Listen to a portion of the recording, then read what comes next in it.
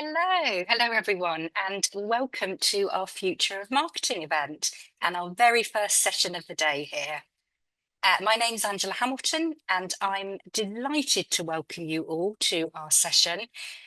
This first session is led by the wonderful Dawn Newton, who is a communications consultant and is doing a little wave there in the background. Dawn will be talking to us all about the changing landscape of social media. So before I hand over to Dawn, I just wanted to share just a few house rules and pointers for today's session. There'll be time at the end of the session for questions, so please do add your questions to the Q&A box, which is located at the bottom, and we will cover them off at the end. Slides and all other resources will be made after the event. And then without any further ado, let me hand over to Dawn.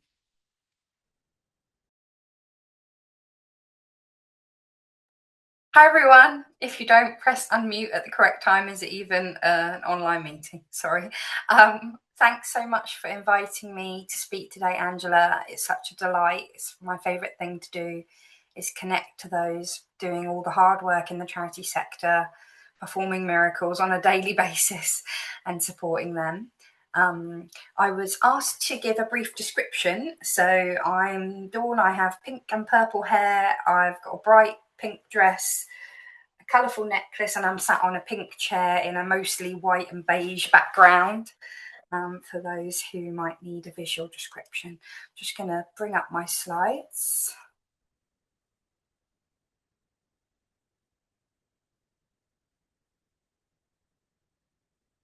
Hopefully you can all see that okay.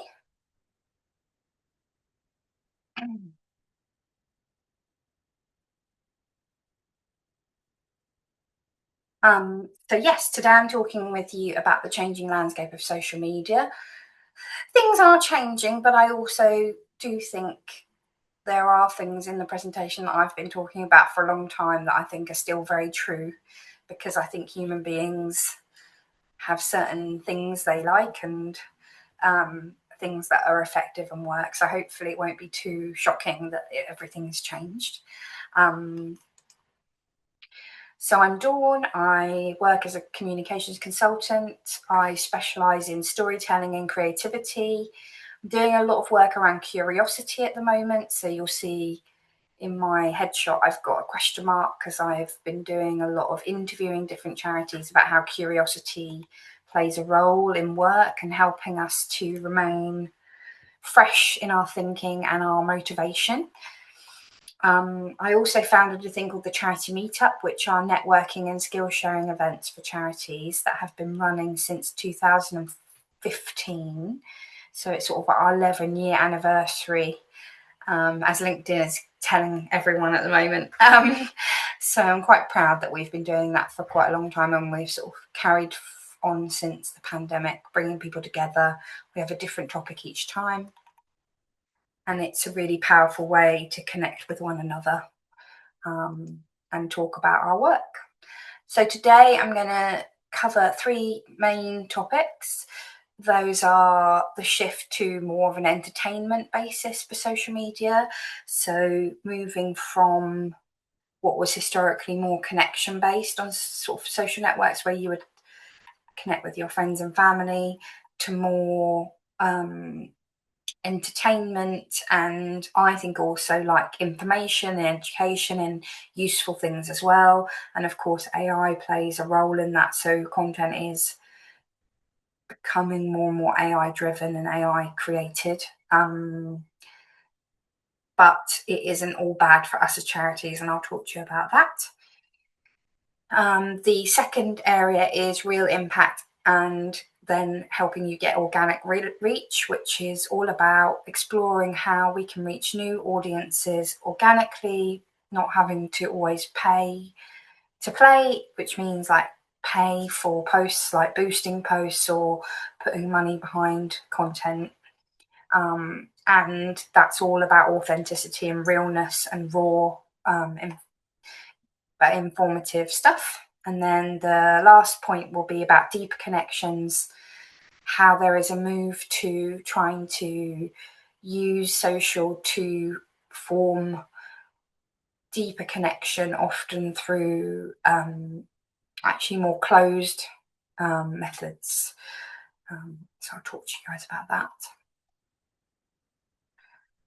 So the first topic is why content curation is replacing connection. Kind of makes me a bit sad. I'm not sure entirely replaced, but it's certainly shifting that way.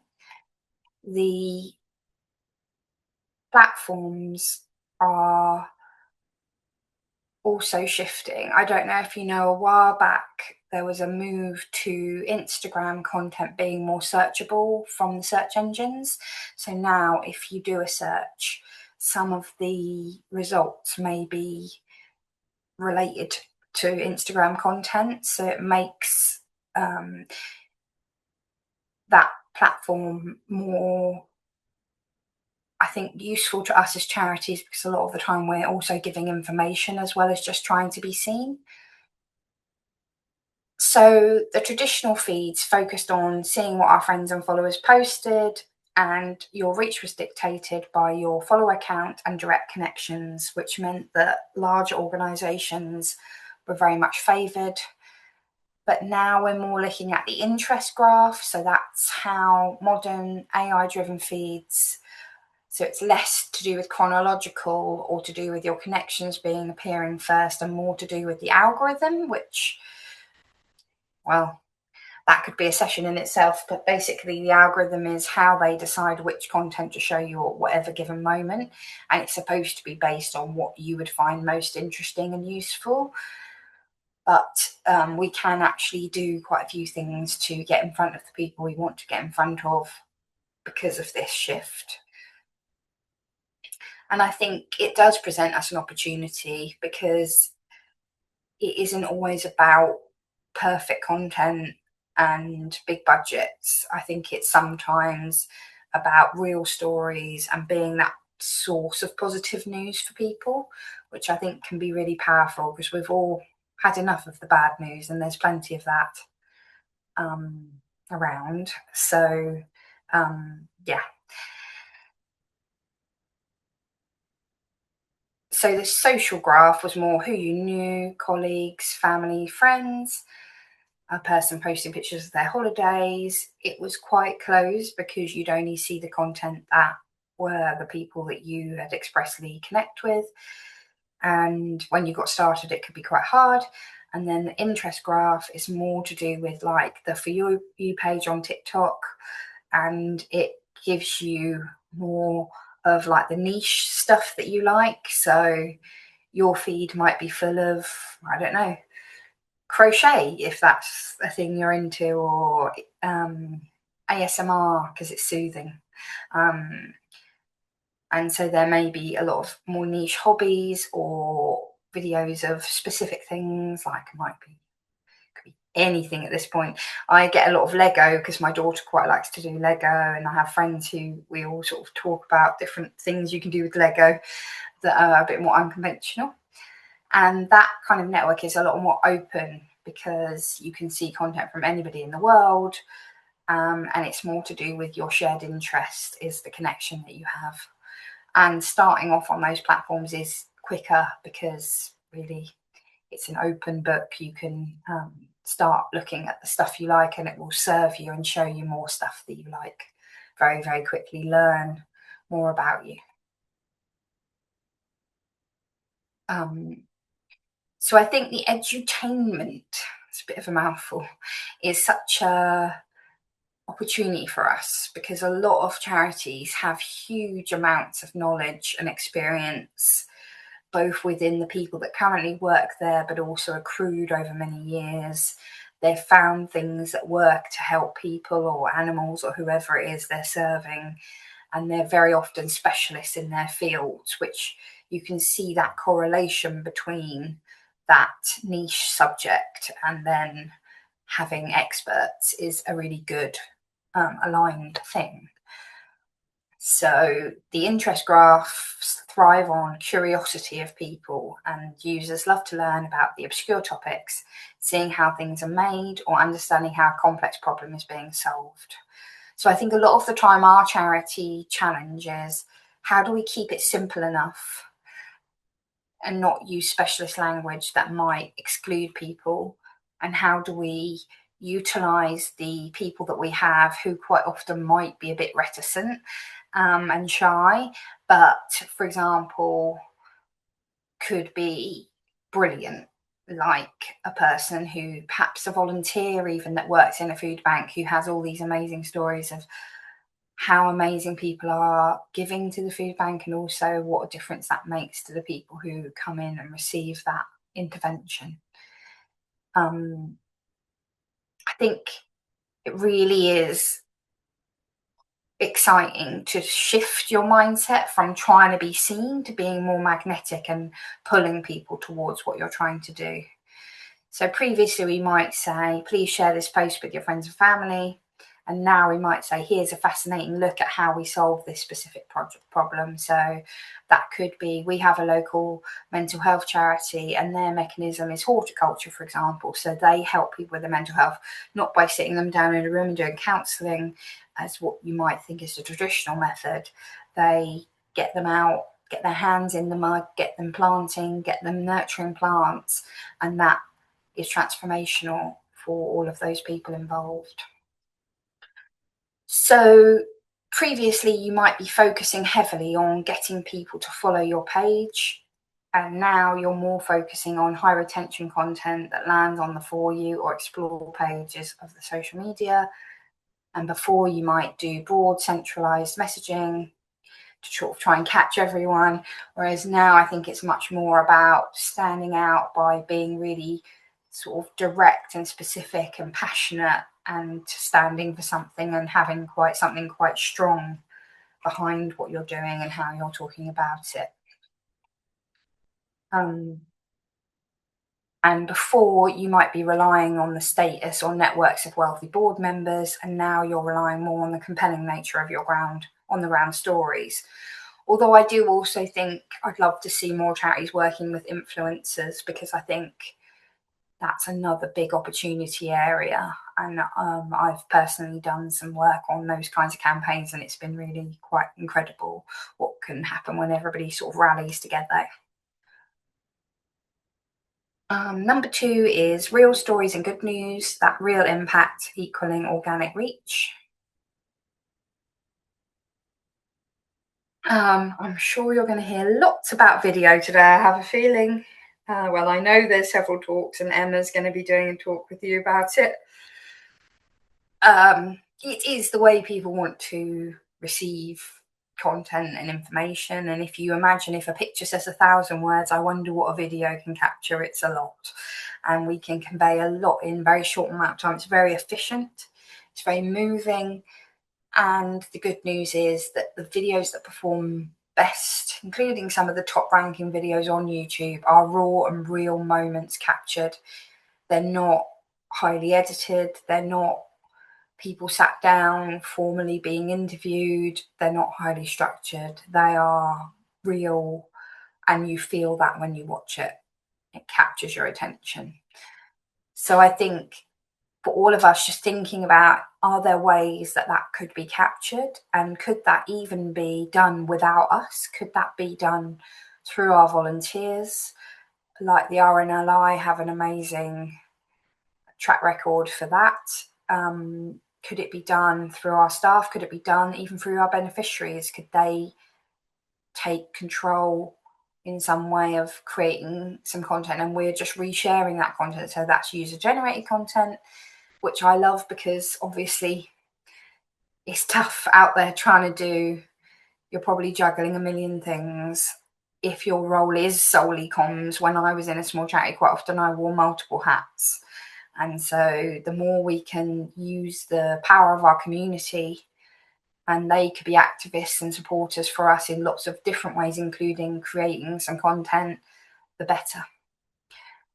And if we can make a film that's shown in the cinema on a mobile phone, then I think we really have no excuses left. We just have to get on with it and really start to experiment. So the power of impact.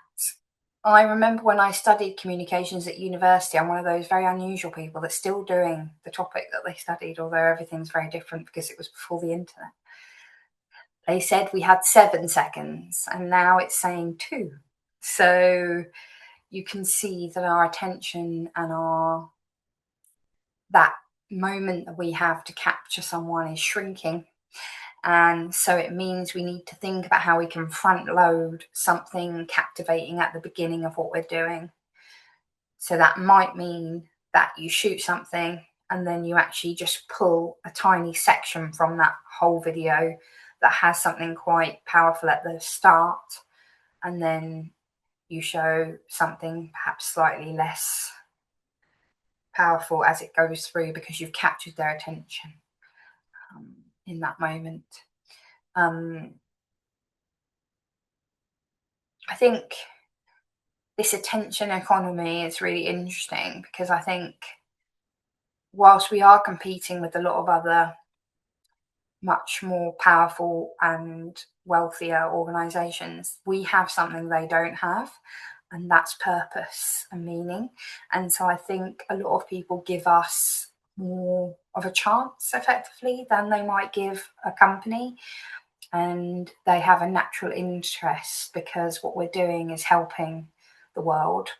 And I believe that humans are hardwired for that. They're hardwired to be kind and to help and to want to see the good in the world. They also like to see drama and other things as well, but they're always two kind of poles that are going to pull one another. And I would like us to be powerfully in the positive news pole. So thinking about how you can be more entertaining, or I think informative, like the edutainment, like I mentioned. So like, I love how St John Ambulance do the first aid videos, and so you can learn something through content. But in your guys' case, that might be more, oh, we did this activity at our group this week. We did an arts and crafts where we took, I don't know, let's say some recycled materials and made a piece of art for our houses, and just show people how you made that. Craft stuff can perform really well. Most of my feed is craft, partly because I have a 6-year-old child and also because I like it myself.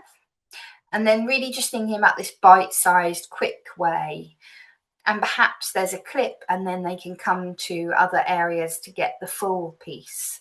But it's trying to go these little bite-sized snapshots.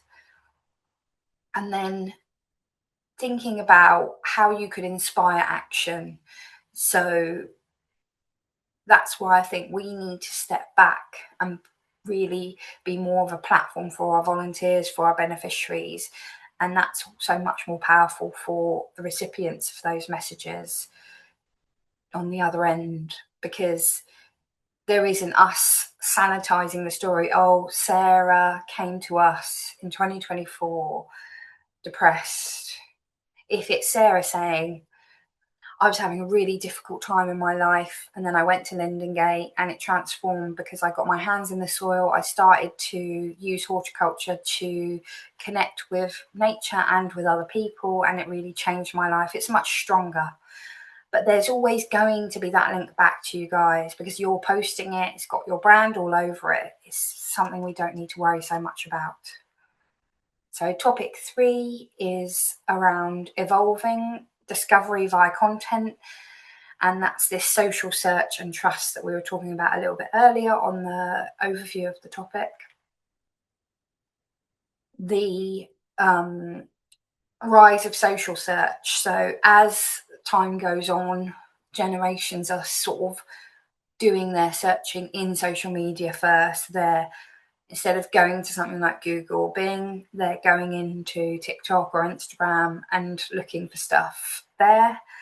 And it's for us to try to think about how we adapt to that changing landscape and how we shape what we write so that we can be found by people that might find our stuff useful or interesting.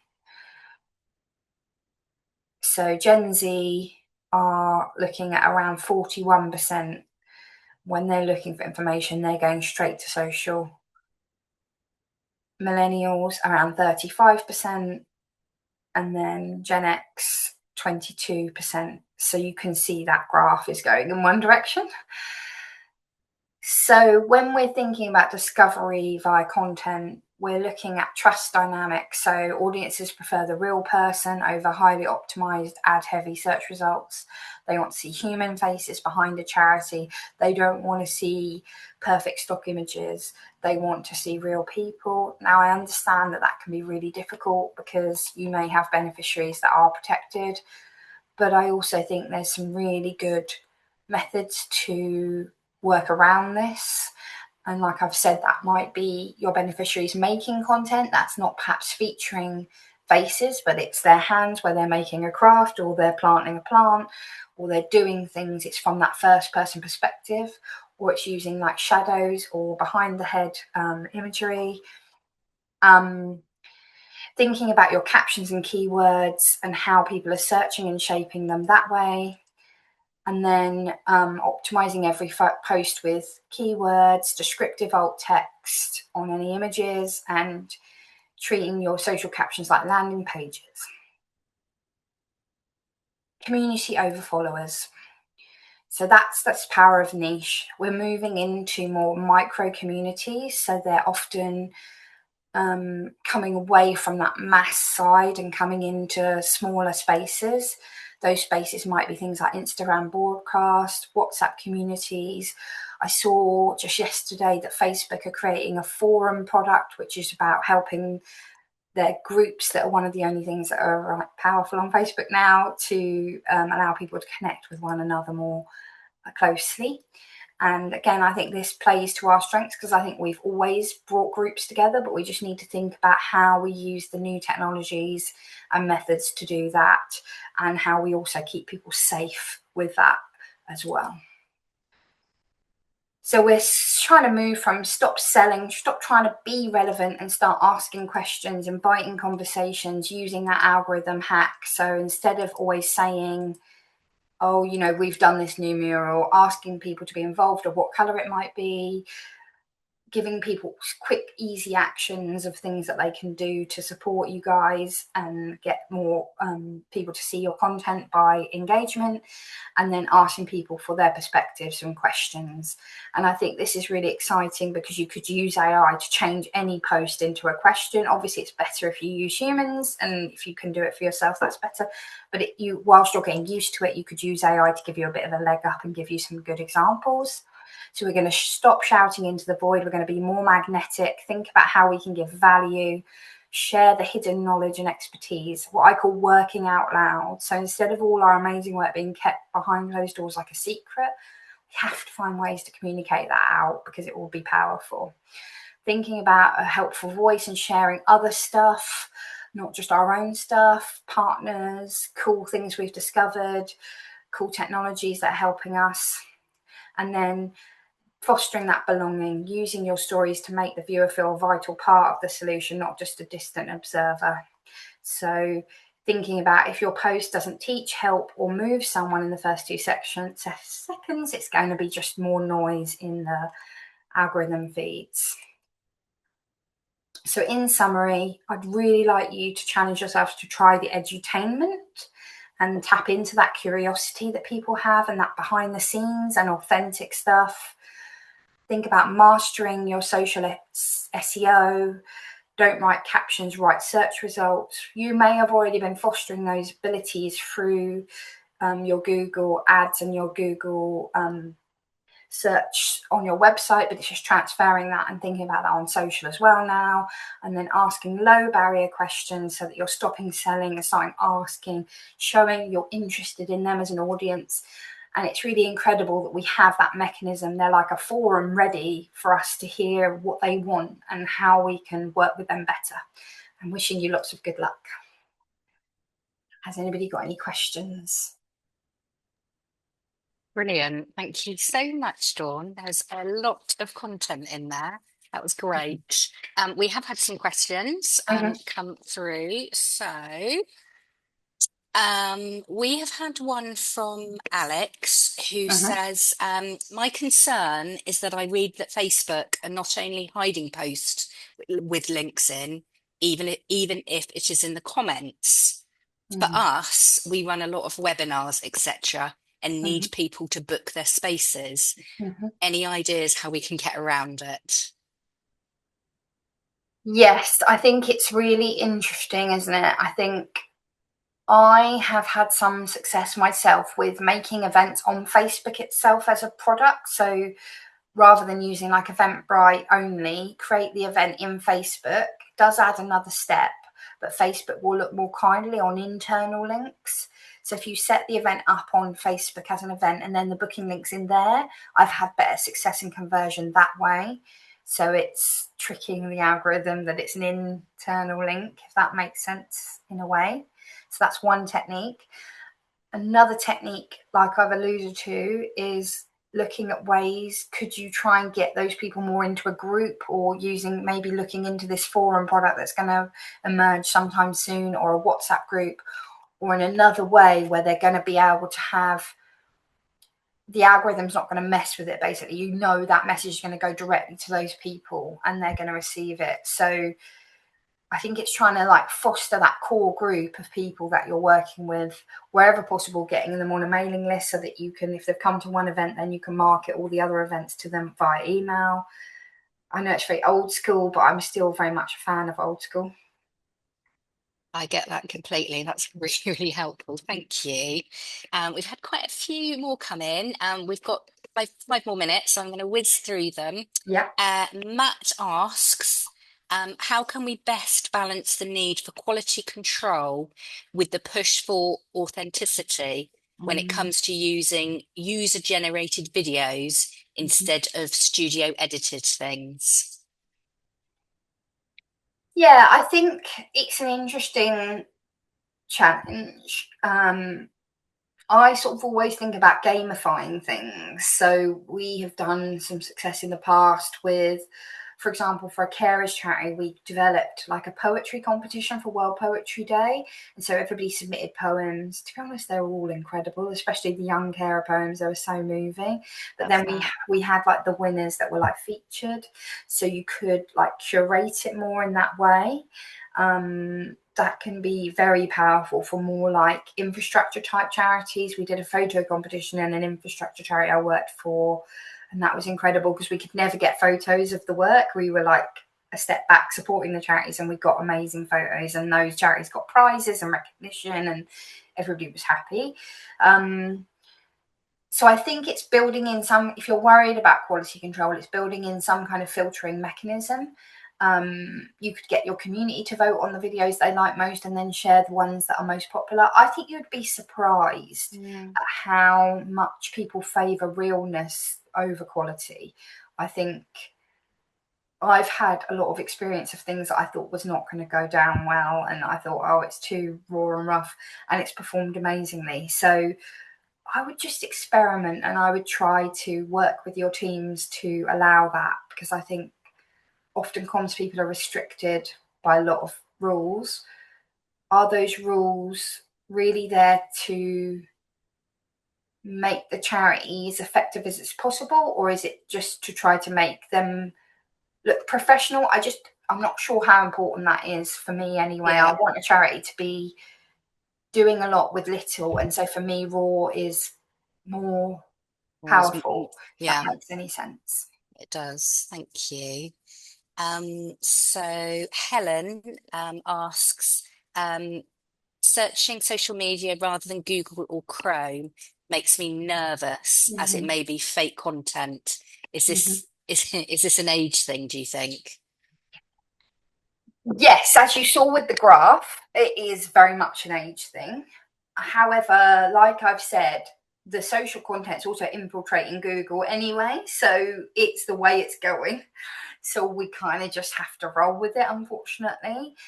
I do think there is a lot of misinformation and there is fake stuff, but I also think, I don't know, I believe that humans have quite good spider senses, and I can tell Mm. if something's AI and something's off. And Mm.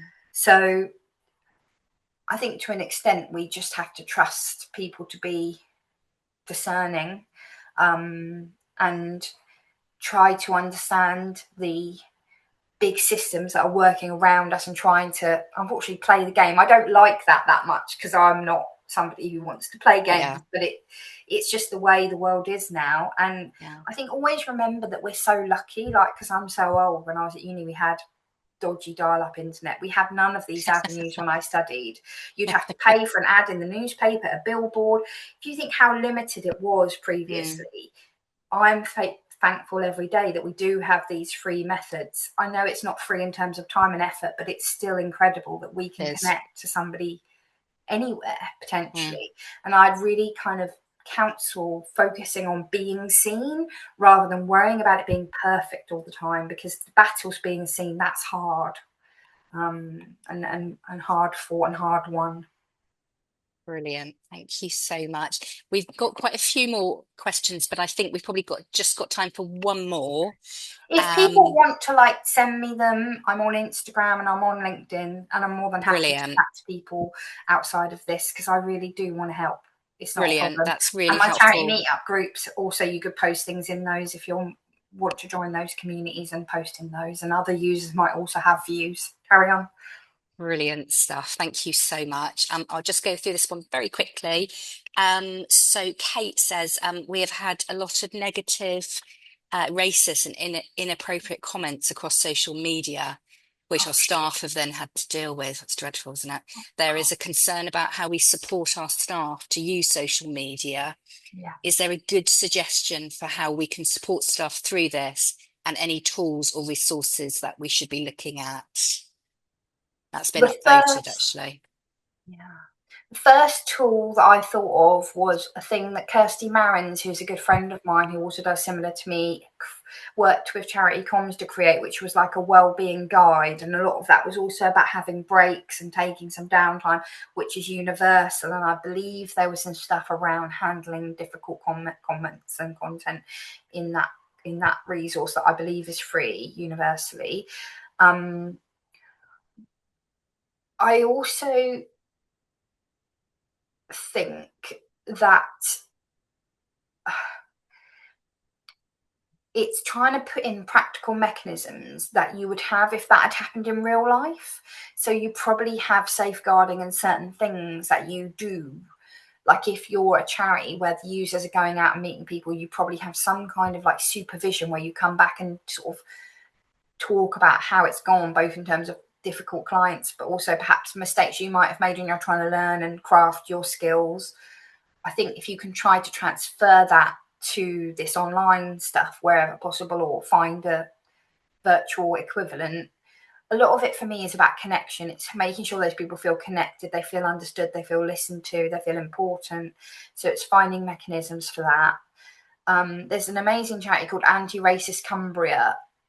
I think they would have been incredible. If you ask them that question, I reckon their response would be incredible. They have brilliant social, and I think sometimes they even find a way to go all the way around and use those the comments that people, they sanitize it a bit, but they make a post about it so that it's getting out from the darkness, if that makes sense. It's saying these are things that are happening, and then I think you'll get a real rallying cry from your supporters that might help that team feel that we do care about you, and that there are going to be difficult people.